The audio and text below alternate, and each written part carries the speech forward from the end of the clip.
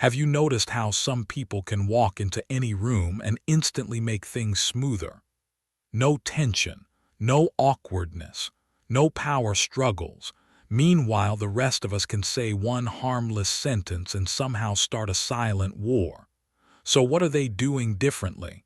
Here's the twist: it's not charisma, it's not confidence. It's a set of invisible skills, tiny choices in tone, timing, and attention that quietly shape how people respond to you. And once you see them, you can't unsee them. In the next 2 minutes, I'll show you the subtle art of dealing with people, how to handle difficult personalities, protect your energy and influence without begging for approval.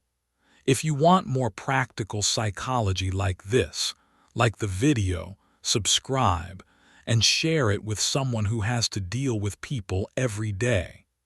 Chapter 1. The invisible currents between us. Every room you enter already has a temperature. Not the kind measured by a thermostat, but the emotional climate that rises and falls the moment people come together. You feel it instantly. The tension in a meeting before a single word is spoken. The ease around someone who barely says anything yet somehow makes everyone calmer. The resistance in a conversation that looks polite on the surface but feels heavy underneath. These invisible currents decide outcomes long before logic gets a chance to speak. Most people believe dealing with others is about what you say, the clever phrase, the persuasive argument, the perfect timing, but the truth is quieter and far more powerful. People respond to how they feel around you, not to the information you deliver. Words are the smallest part of the exchange. The real conversation is happening beneath them. Consider the manager who walks into the office and productivity drops without explanation. No insults are thrown, no orders barked. Yet shoulders tense, creativity shrinks, and people retreat into safe, minimal effort. Now think of another leader who speaks less, demands more, and somehow gets full commitment. The difference is not personality, it is awareness. One is unconscious of the emotional wake they leave behind. The other understands it and shapes it deliberately. Dealing with people begins with understanding that you are always broadcasting something: confidence or insecurity, respect or impatience, calm or urgency. Even silence speaks. The subtle art is not manipulation, it is responsibility. Responsibility for the energy you bring and the signals you send, especially when no one is paying obvious attention. There is a story of an old craftsman who trained apprentices in silence for the first year. They expected instructions, techniques, praise, and correction. Instead, he worked slowly, deliberately, without explanation. At the end of the year, one apprentice asked what they were supposed to have learned. The craftsman replied that they had learned how he entered the workshop, how he handled tools, how he responded to mistakes, and how he treated time. The craft, he said, lives in those details. The same is true with people. You do not influence others by pushing. You influence by presence. Presence is the alignment between what you feel, what you intend, and what you express. When these are fractured, people sense it immediately. When they are aligned, trust forms without effort. Most conflict does not come from disagreement. It comes from unseen expectations. One person expects respect and feels dismissed. Another expects efficiency and feels slowed down. Neither says it out loud. Both react emotionally. The conversation derails. The subtle art is learning to read expectations before they harden into resentment. This begins with listening beyond words. When someone speaks, notice what they emphasize, what they avoid, where their energy rises or drops. Notice their pace. Are they rushed or careful, defensive or open? These are not tricks, they are signals. When you respond to the signal rather than the sentence, people feel understood even if you disagree. A simple example changes everything. Someone interrupts you repeatedly. The obvious response is irritation. The subtle response is curiosity. Are they anxious? Are they afraid of being ignored? Are they used to competing for attention? When you respond by calmly reclaiming space without hostility, you shift the dynamic. You teach them how to treat you without a confrontation. If this audiobook is bringing you value so far, take a moment to like it, share it with someone who needs to hear this, leave a comment with your biggest takeaway, and subscribe to Prime Audiobooks for more content like this. Now, let's continue. Another truth few accept is that people mirror what you bring. Not immediately, not perfectly, but consistently. Bring defensiveness and you invite resistance. Bring clarity and you invite cooperation. Bring calm and you slow the room. This does not mean others are predictable machines. It means emotions are contagious and leadership begins with emotional hygiene. Think about the last difficult person you dealt with. Now remove their behavior from the equation and look at your internal state during those interactions. Tight jaw, short breath, racing thoughts. That state shaped your words, your tone, your timing. You were not responding to them. You were responding from within yourself. Mastery begins there. There is power in slowing down before responding, not as a tactic but as a discipline. The pause allows you to choose your state rather than be dragged by it. In that pause, you decide whether the interaction escalates or resolves.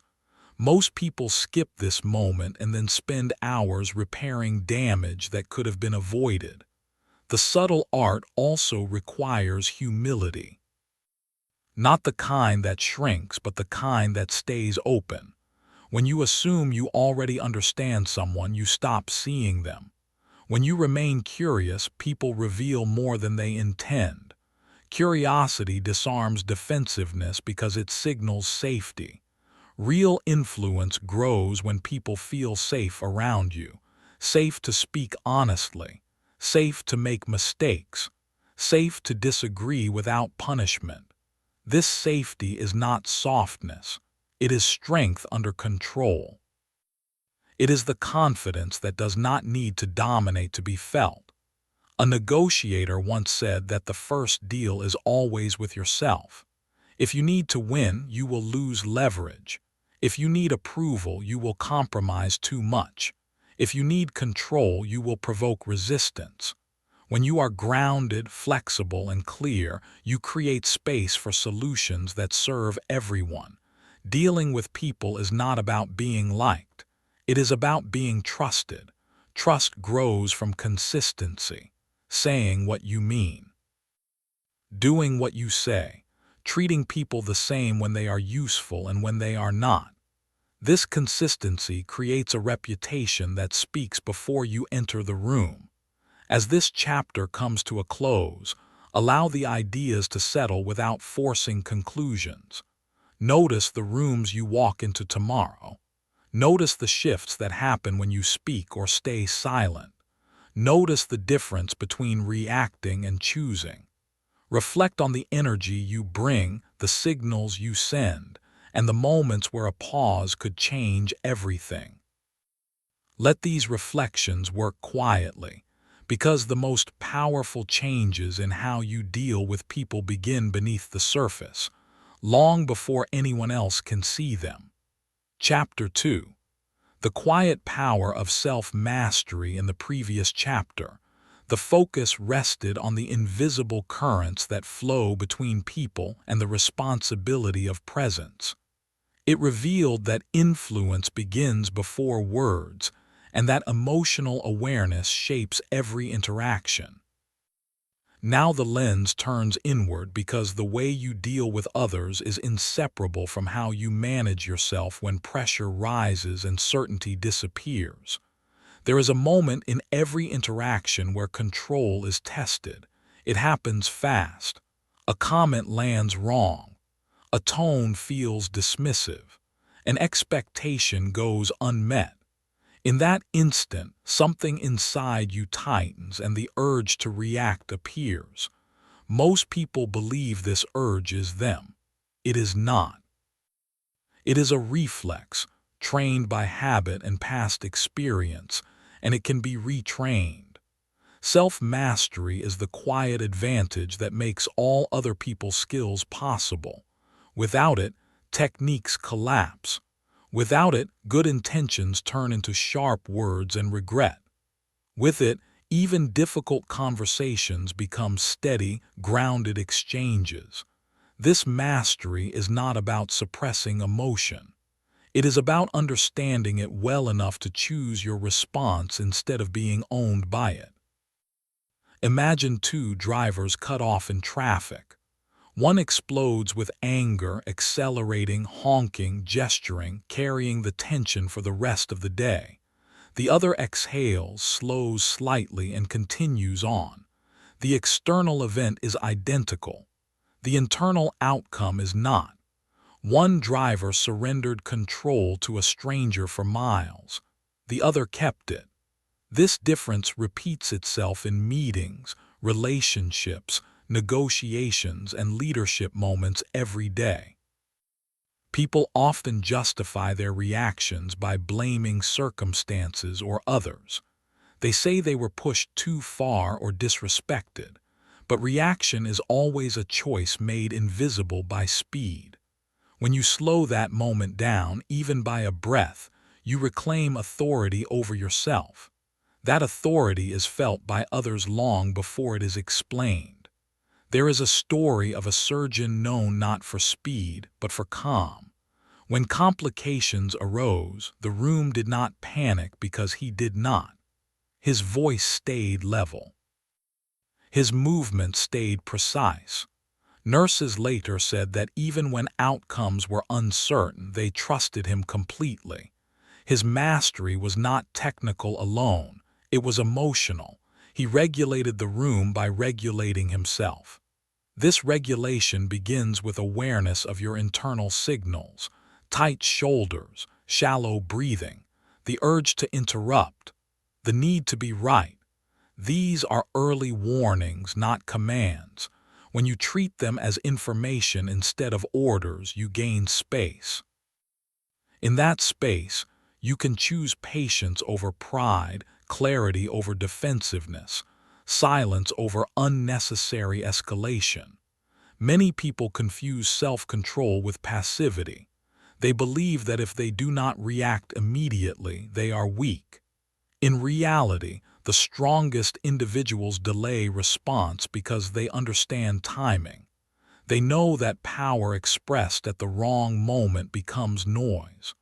Power expressed with restraint becomes influence. There is a discipline to not saying everything you think. Not because your thoughts are wrong, but because not every thought serves the moment.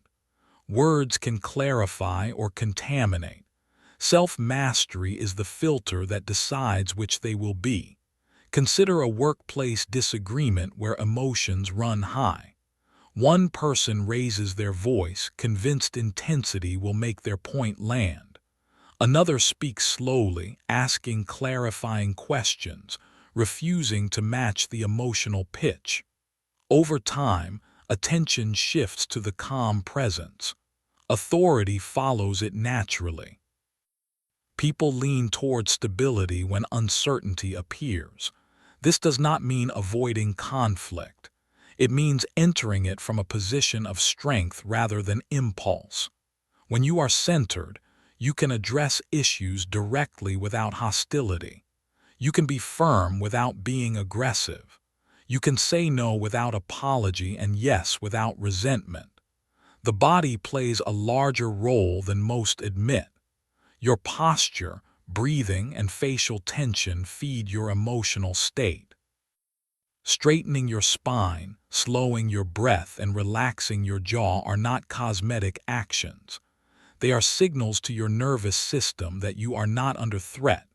From that state, clearer thinking emerges. Self-mastery also requires honesty with yourself, knowing your triggers, knowing the situations where ego flares or fear whispers.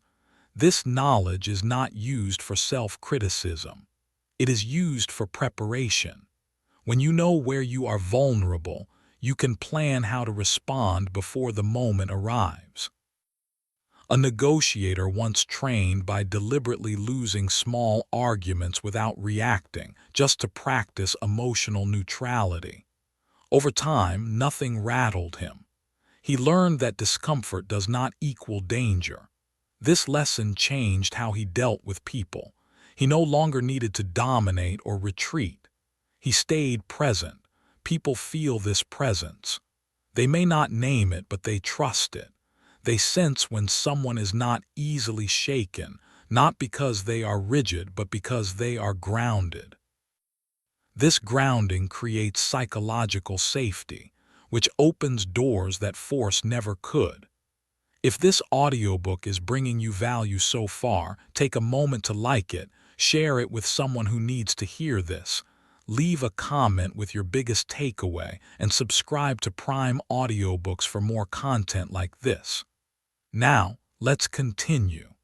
Another layer of self-mastery is letting go of the need to manage how others see you. The more you chase approval, the more reactive you become. When approval is no longer the goal, clarity replaces anxiety. You speak honestly. You listen fully. You accept disagreement without internal collapse. This detachment is often misunderstood. It is not indifference. It is confidence rooted in values rather than validation. When you know what you stand for, external reactions lose their power to destabilize you. Think of a teacher who maintains order not by shouting, but by presence. Students sense boundaries without them being announced. That authority comes from internal alignment. The teacher is not negotiating their worth in every moment. They are simply occupying their role fully. Self-mastery is built through repetition. Small moments where you pause instead of snap, where you breathe instead of rush, where you choose response over reaction. These moments compound. Over time, people notice that you are steady. They bring you harder problems. They trust you with greater responsibility. There is also humility in mastery. When you no longer need to defend your ego, you can admit mistakes quickly. This does not weaken your position, it strengthens it. People respect those who correct course without drama because it signals security. Dealing with people becomes easier when you stop battling yourself. When internal conflict quiets, external conflict loses fuel. You see situations more clearly. You respond more cleanly. You waste less energy on regret. As this chapter draws to a close, allow the idea of self-mastery to settle as a practice rather than a destination. Notice the moments where impulse appears and how much power lives in the pause before it. Notice how your body, breath, and attention shape every exchange. Carry forward the understanding that the strongest influence you will ever have begins with the discipline you exercise within yourself, long before it is tested by anyone else. Chapter 3. Seeing people as they are. Up to this point, the focus has been on the invisible dynamics between people and the inner discipline required to navigate them. Presence was established as influence, and self-mastery as the foundation that keeps reactions from running the show. Now the work turns outward again, toward perception, because the way you see people quietly determines how you treat them and what they become around you. Most people do not deal with others. They deal with their assumptions about others. They respond not to reality but to a story formed from fragments, past experiences, and unchecked judgments. Once a story hardens, everything that person does is filtered through it. Neutral actions are interpreted as threats. Mistakes become character flaws. Growth goes unnoticed because the mind has already decided who someone is. This is one of the most subtle traps in human interaction.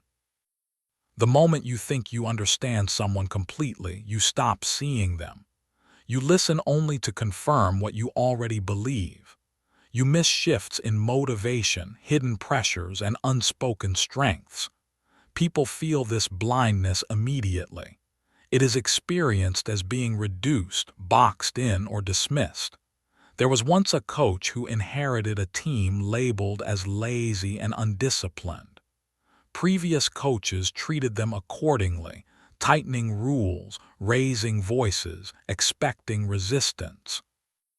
The team delivered exactly that. This coach did something different. He watched without judgment for weeks.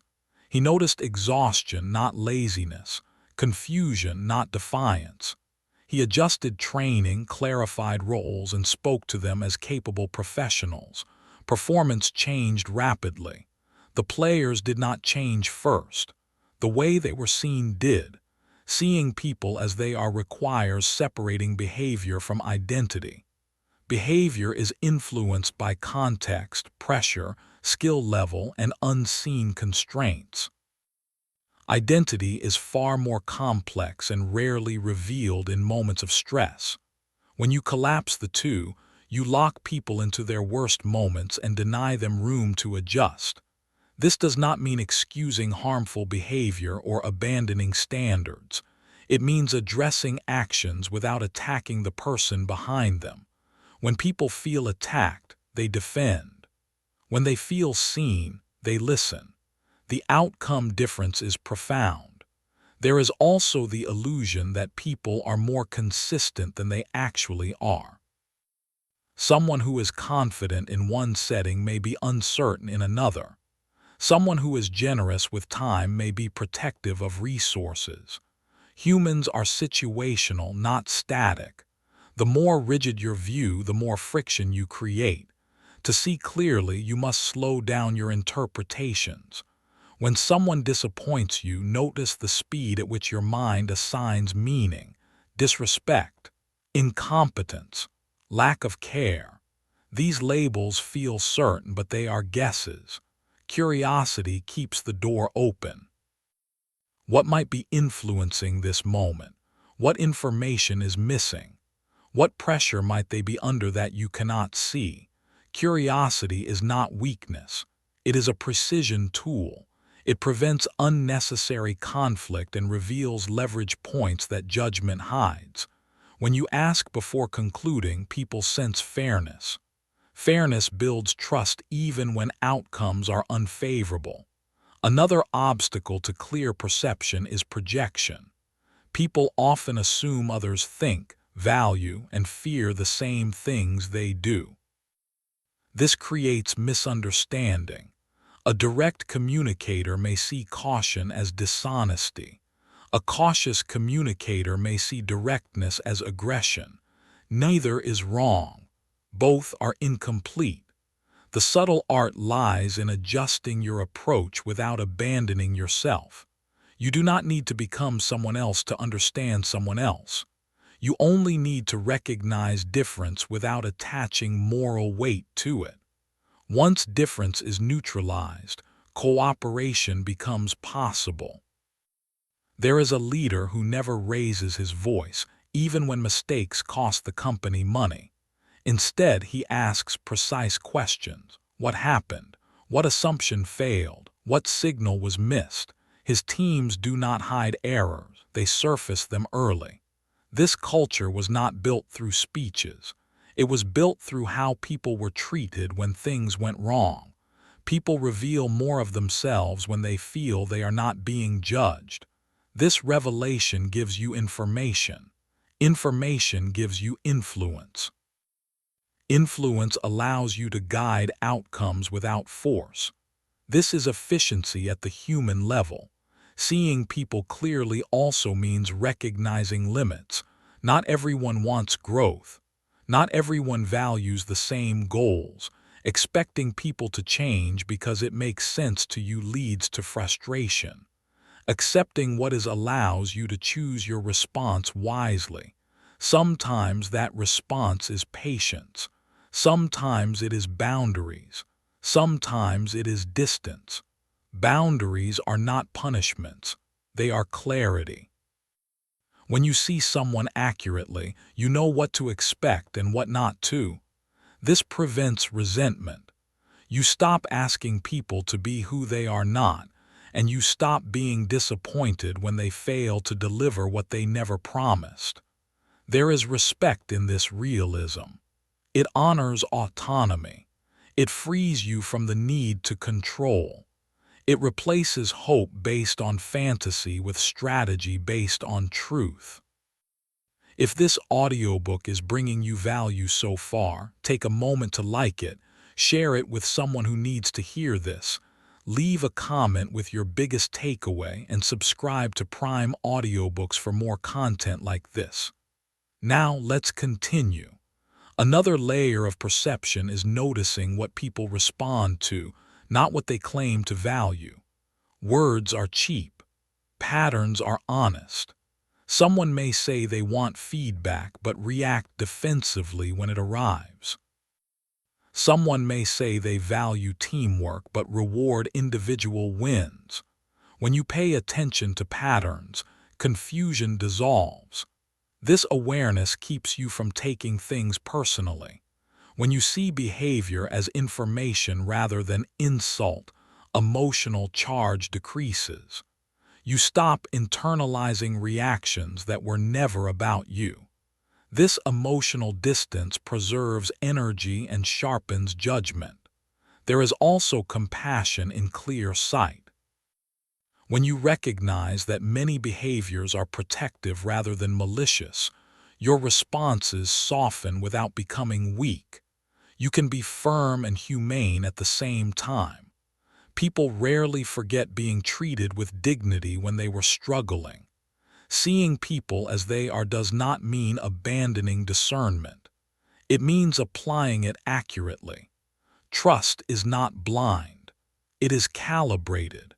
You give it where it is earned and withdraw it where it is broken, without drama, without hostility. Over time, people sense that you are fair, not permissive, not harsh, fair. This reputation travels faster than credentials. It draws the right people closer and keeps unnecessary conflict away. As this chapter settles, let the idea of perception remain active rather than abstract. Notice how quickly judgments form and how often they go unexamined. Notice the difference in interactions when curiosity replaces certainty. Notice how much resistance dissolves when people feel seen rather than categorized. Carry forward the understanding that the way you see people shapes how they show up around you, and that clarity, applied with discipline, is one of the most powerful tools you possess when dealing with others. Chapter 4. Speaking without force. So far, the journey has moved from understanding invisible emotional currents to mastering inner reactions, to seeing people clearly without distortion. Presence created influence, self-mastery created stability, and perception created accuracy. Now all of that comes into expression, because how you speak determines whether understanding deepens or resistance hardens. Most people believe communication is about transmitting information. They focus on clarity of words and correctness of facts.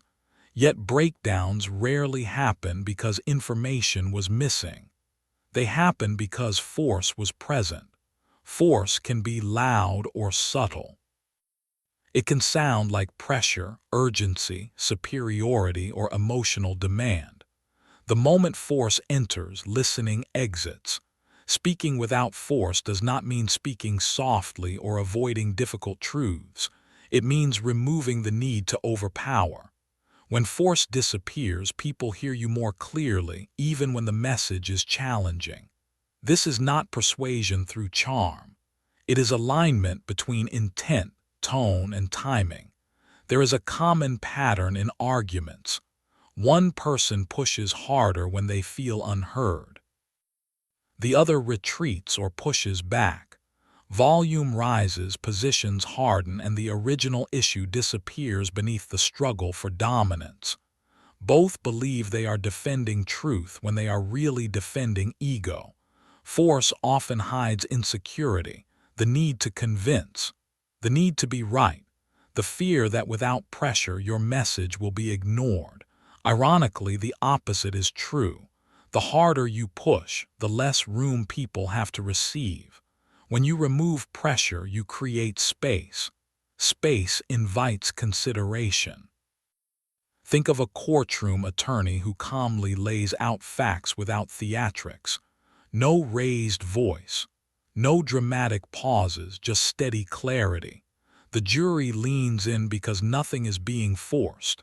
Contrast that with someone who tries to win by volume. Attention may spike, but trust erodes. Speaking without force begins with intention. Before you speak, know why you are speaking. Is it to clarify, to correct, to connect, to decide? When intention is unclear, words wander. When intention is clear, words land. Another element is timing. Truth delivered at the wrong moment feels like attack. The same truth delivered when someone is ready feels like support. Timing requires awareness of emotional states, yours and theirs. This awareness was built in earlier chapters. Now it is applied. Silence is a powerful part of speech. Many people fill gaps because silence makes them uncomfortable. But silence allows ideas to settle. It gives others room to think and respond rather than react. A well-placed pause can communicate respect and confidence simultaneously. There is a leader who rarely interrupts. In meetings, when someone finishes speaking, he waits a few seconds before responding. At first, this made people nervous. Then it made them thoughtful. They began choosing words more carefully, knowing they would not be rushed or overridden. The quality of discussion improved without a single rule being announced. Questions are another way to speak without force. A well-formed question invites reflection instead of resistance. It shifts ownership of the answer to the listener. Instead of saying, "This is wrong," you ask, "What outcome were you aiming for here?" The message lands, but without friction. Tone carries more weight than content. The same sentence can feel supportive or dismissive depending on how it is delivered.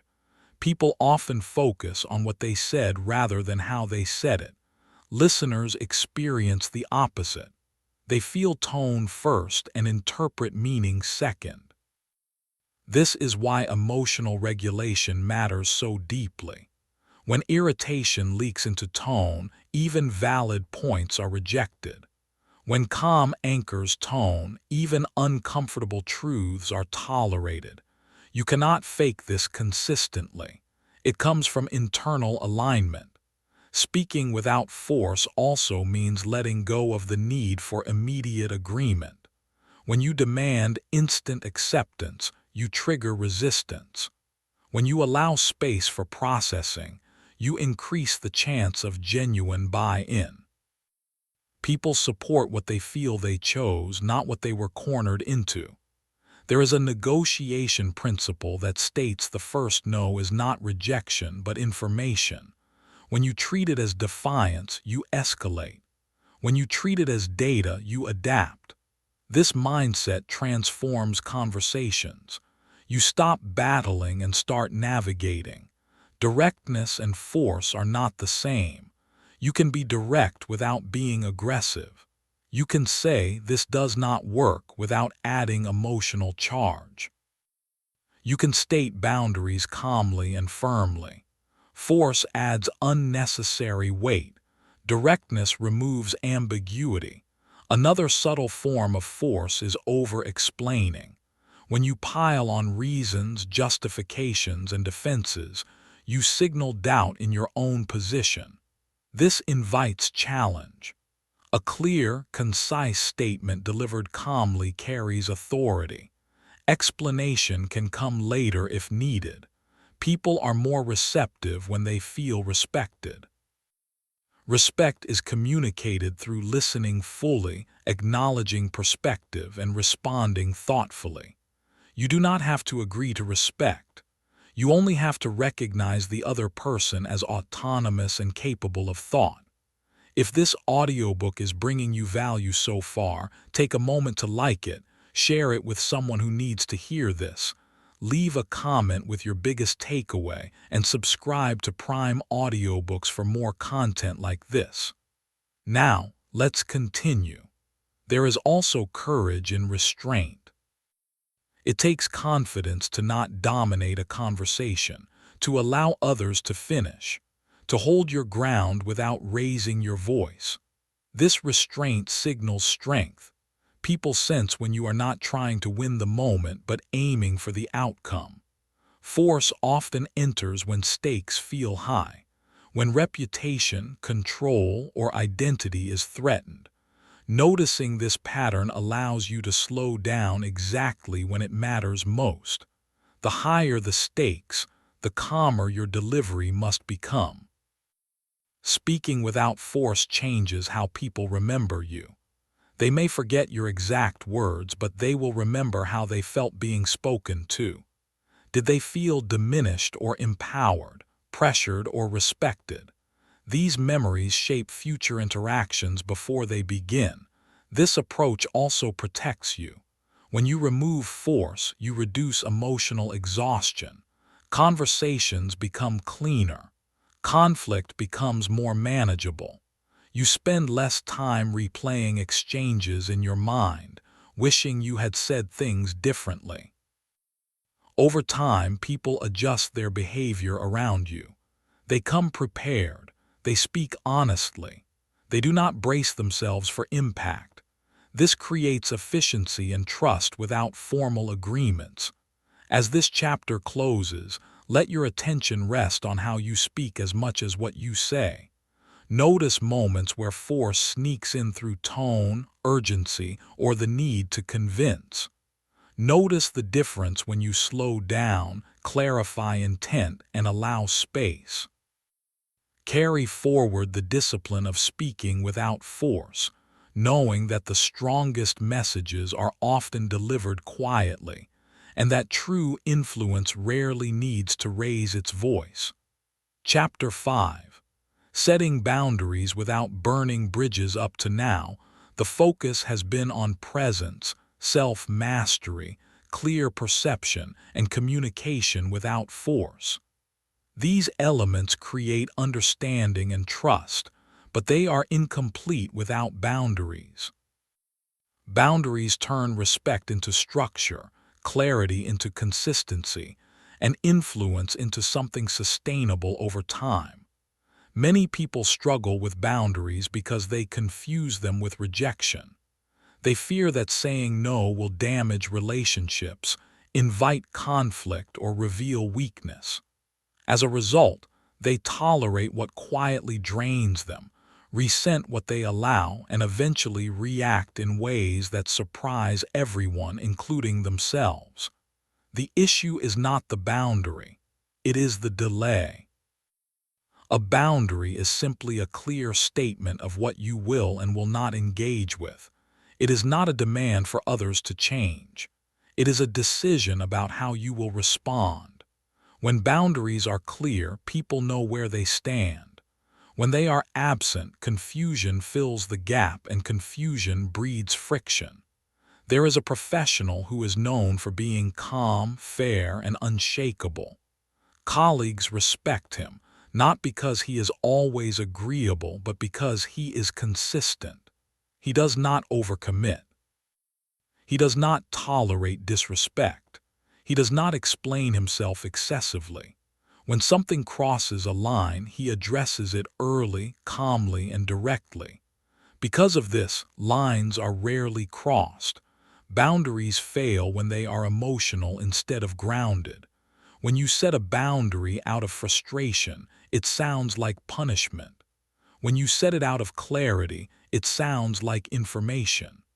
The same words can land very differently depending on your internal state. This is why self-mastery precedes boundary setting. Another common mistake is over-negotiation. People announce a boundary and then immediately weaken it with justification, apology, or uncertainty.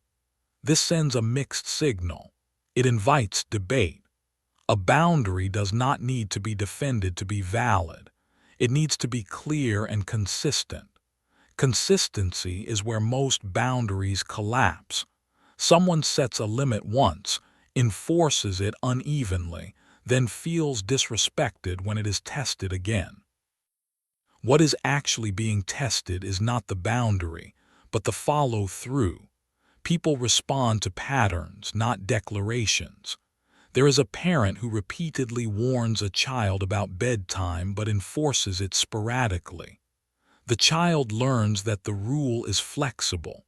Contrast this with a parent who calmly enforces bedtime every night without anger or explanation. The second child resists less over time, not because they are more obedient, but because the environment is predictable. Predictability is a gift in human relationships. It reduces anxiety, it builds trust. When people know your limits, they can navigate around them. When limits are hidden or shifting, people collide with them unintentionally. Boundaries also protect your energy. Every yes is a no to something else. When you say yes out of guilt or fear, you borrow time and peace from your future self. Over time, this debt accumulates as fatigue and resentment. Clear boundaries prevent this quiet erosion. There is also respect in boundaries. When you respect your own limits, others are more likely to respect them too. When you ignore your limits, you teach people to do the same. This lesson is rarely taught intentionally, but it is always learned. Setting boundaries does not require confrontation. Often it requires calm transparency. Saying, "This does not work for me," or "I am not available for that," is enough. You do not owe everyone access to you, your time, or your emotional labor. Some people will react poorly to boundaries. This reaction is information. It reveals who benefited from the lack of limits. Their discomfort does not mean you are wrong. It means the dynamic has changed. Staying steady through this discomfort is part of the discipline. There is a leader who stopped answering messages after a certain hour. At first, there was frustration, then adaptation. Eventually, efficiency improved. Emergencies became rare. Respect increased. The boundary did not damage relationships. It improved them. Boundaries are also internal. They govern how much you engage with negativity, how long you dwell on criticism, how much you replay conversations in your mind. Not every thought deserves attention. Not every emotion deserves expression. Choosing what you entertain internally shapes how you show up externally. Internal boundaries prevent emotional contagion. When someone brings chaos, you can acknowledge it without absorbing it. This keeps interactions cleaner and prevents burnout. You can care without carrying. Another subtle boundary is expectation management. When you clearly state what you can deliver and what you cannot, disappointment decreases. People may not always like the limits, but they respect the honesty. Surprises erode trust more than constraints do. Boundaries also create freedom. When you know where you stand, you stop negotiating in every moment. Decisions become easier. Guilt fades. You move through interactions with less internal friction. If this audiobook is bringing you value so far, take a moment to like it, share it with someone who needs to hear this. Leave a comment with your biggest takeaway and subscribe to Prime Audiobooks for more content like this. Now let's continue. There is courage required to maintain boundaries under pressure. When someone pushes, manipulates, or tests limits, the urge to give in appears. Holding steady without hostility is a skill. It signals strength without aggression. Over time, tests decrease because the pattern becomes clear. Boundaries do not need to be explained repeatedly. Repetition invites negotiation. Calm repetition of the boundary itself reinforces it. I am not available for that. That does not work for me. This is what I can offer. These statements gain power through consistency. It is also important to recognize when boundaries need adjustment. Life changes. Roles change. Capacity changes. Revisiting boundaries is not failure. It is maintenance. The key is to adjust intentionally rather than reactively. Healthy boundaries deepen relationships rather than weaken them. They remove unspoken resentment. They prevent emotional explosions. They allow appreciation to grow because interactions are chosen, not endured. As this chapter comes to a close, let the idea of boundaries settle as an act of respect rather than defense. Notice where clarity would prevent future tension. Notice where saying less earlier and more calmly would protect energy and trust. Carry forward the understanding that boundaries, when set with discipline and consistency, do not push people away. They define the space where genuine connection can exist without strain. Chapter 6. Becoming the calm center. Everything so far has been building toward this point. You have explored presence and the invisible currents it creates, self-mastery and the discipline of response, clear perception without distortion, communication without force, and boundaries that protect respect without severing connection. Now these elements converge into something greater than technique. They become identity. There comes a stage in self-development where effort turns into embodiment. You no longer try to manage every interaction. You no longer rehearse responses or monitor reactions constantly. You simply become someone around whom things stabilize. This is the calm center. It is not passive. It is not detached. It is grounded, deliberate, and quietly decisive. The calm center is not the absence of emotion. It is emotional authority. Feelings arise, but they no longer dictate behavior. External pressure increases, but internal clarity remains. People sense this immediately. Conversations slow down. Conflict loses its edge. Decisions become cleaner. Think of a lighthouse in a storm. It does not chase ships or argue with waves. It stands where it is, steady and visible. The ships adjust. This is what happens when you integrate everything you have learned. You stop managing people and start setting a tone that others naturally adjust to. Becoming the calm center requires letting go of the need to control outcomes. Control creates tension. Tension creates resistance. When you focus instead on controlling your state, outcomes improve as a side effect. People are more cooperative when they feel unpressured. They are more honest when they feel safe. They are more capable when they feel respected. There is a senior executive known for handling crises without theatrics. When problems escalate, others rush, raise voices, and scramble.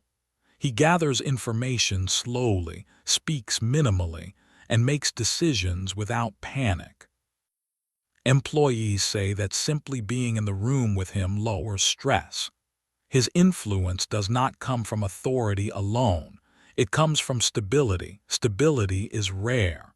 It is earned through repeated discipline, through choosing pause over impulse, through choosing clarity over force, through choosing consistency over convenience. These choices compound until they become character. At this level, you no longer personalize behavior as easily. Criticism becomes data. Praise becomes information, not identity. Disagreement becomes part of the process, not a threat. This emotional independence frees enormous energy. That energy is redirected toward listening, deciding, and acting with precision. The calm center also knows when to act decisively. Calm is not hesitation. When action is required, it is taken without drama. Boundaries are enforced without anger. Decisions are communicated without over-explanation. This combination of steadiness and decisiveness builds deep trust. People begin to seek your input not because you speak the loudest, but because you see clearly. They trust your judgment because it is not reactive. They respect your words because they are measured. Over time, your presence alone becomes a form of leadership, regardless of title. There is also humility here. The calm center does not need to prove superiority. It does not need to win every exchange. It understands that long-term influence is built through restraint, fairness, and consistency. Ego quiets, purpose sharpens. As you move through the world this way, you will notice fewer unnecessary conflicts. When they do arise, they resolve faster. You will notice people revealing more not because you ask, but because they feel safe doing so. You will notice that respect comes without demand. This does not make life effortless. Challenges remain. Difficult people still exist. Stakes still rise. The difference is that you are no longer pulled off center by them. You meet complexity with composure.